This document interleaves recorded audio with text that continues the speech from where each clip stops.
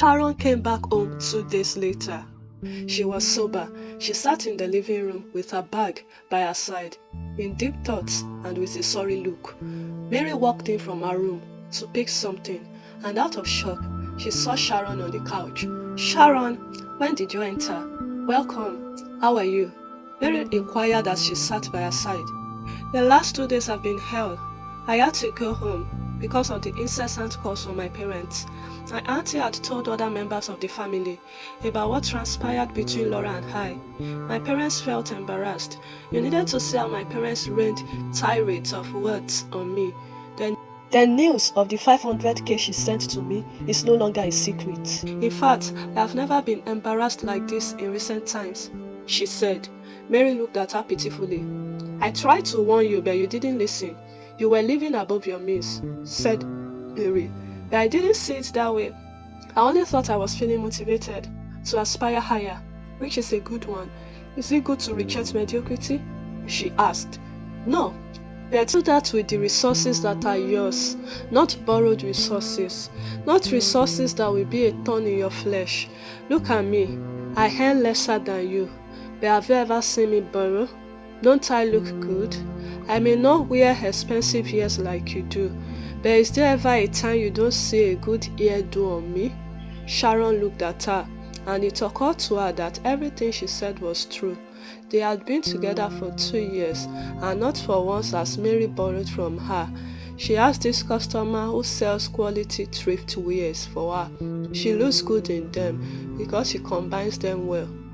"What do I do?" she asked. "A change of lifestyle. I will help you get it right if you allow me into your space for the next few months when to make spending decisions," Mary said. Sharon thought for some minutes. "Okay, I know it won't be easy." "Yeah, it won't be easy. There will be a lot of breaking down," Mary interrupted. Sharon groaned, and painfully she agreed. 2 weeks later, Sharon received her salary. She was standing in the living room, making a call. Mary, who was at the balcony, had her hand of the conversation. "Yes, I want that purple gown. The one with chiffon on the waist." Mary went in and took the phone from her. She hung the call. "Which clothes are you trying to buy?" she inquired. Sharon freezed, trying to make sense of what just happened. "Why did you do that?" she asked. "You don't need new clothes, Sharon. The clothes you bought for your fake fabric business are still at home. For the next 6 months, you have no business buying clothes. Add to that money and start learning a new skill this month," Mary emphasized. "But I work in a top company. I need to look good." "Oh, you always look good, my dear. Looking better than this on a 150k salary is self-deception. How will you be motivated to build wealth when your dressing is deceiving you? You look good for the level of income you earn." Mary took in her phone, leaving Sharon in a confused state. On a Saturday, Sharon rushed outside with her phone to meet Mary, who was chilling at the balcony with a cup of juice. "Mary, there is this skill I want to acquire now. This influencer that I follow." Mary raised her eyebrow. "No, calm down. It isn't Linda. It's another person. He mentioned this skill, and will this skill help your career progression as a cybersecurity?" asked Mary. Sharon stared at her. "Career progression?" "Yes, career progression. You don't just learn any skill because it is trending. Learn skills that will make it possible for you to be promoted above your peers at work," said Mary. "But I want to diversify. Cybersecurity is boring. I want to do other things," Sharon said. "Hope you know that every skill you learn is a journey. It doesn't stop with the first training. It's a marathon, especially if you want to milk the wealth in it. You have to choose one, stick to it, become a boss in it before adding another. The first course won't make you a don in that field. So, I think it is wise if you acquire more knowledge that will help you on a path that you're already on, which is cybersecurity." Sharon nodded, pretending to agree. Later that night, she paid for the course Sharon warned her against. 2 weeks later, she came home looking sad. One of her colleagues got promoted at work due to a certification she obtained some months ago. They got employed at the same time. but the certification placed her above Sharon. Sharon got angry. She sulked all through the evening, but she couldn't tell Mary what happened.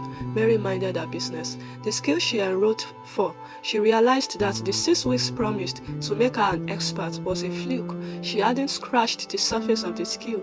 Also, she found out the course wasn't something she could sustain. It was too tough. She would have to wait till next month to enroll for the skill Mary advised her to do. Also, she decided to obey Mary's leading. That girl isn't my mate in self-control, she whispered. 2 months later, Sharon went to Mary's room. She found her working on her laptop. Sharon had a face full of pleas. Mary, please, can I buy this ear? I've been admiring it on Linda for a while now. I haven't bought any hair in 2 months. No thanks to you, she said. What is wrong with the braids on your head? Were you chased out of the office for wearing braids? Mary inquired. Come on, Mary. Braids aren't sophisticated enough. They give one a married woman look. Nothing beats human hair, said Sharon as she smiled. Let me see the hair. Sharon gave Mary the phone, and again, Mary saw the pretty Linda in all her glory, looking ravishing in an expensive attire and elegant hair.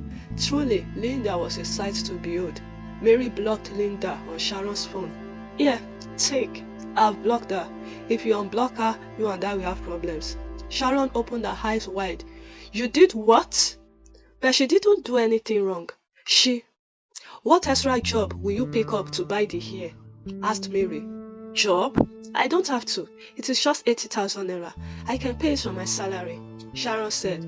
Yes, after which you will come to me in the middle of the month to borrow, right? Sharon looked away. If you will buy something that your salary can't carry conveniently, there are 2 options. Take note of the price of the item and set apart a sum of money every month until it is complete. Or get a side hustle, mainly for that project. That way, you won't have to run into debts because of an acquisition. I was in the middle of something before you came in, please. Mary went back to her computer. She was taking a course. Mary had always taken courses since Sharon knew her, and she always saw them through. She got promoted last month at work, and her future looks really bright due to her certifications. Sharon went to her room, sat down to think. I am an adult just like Mary.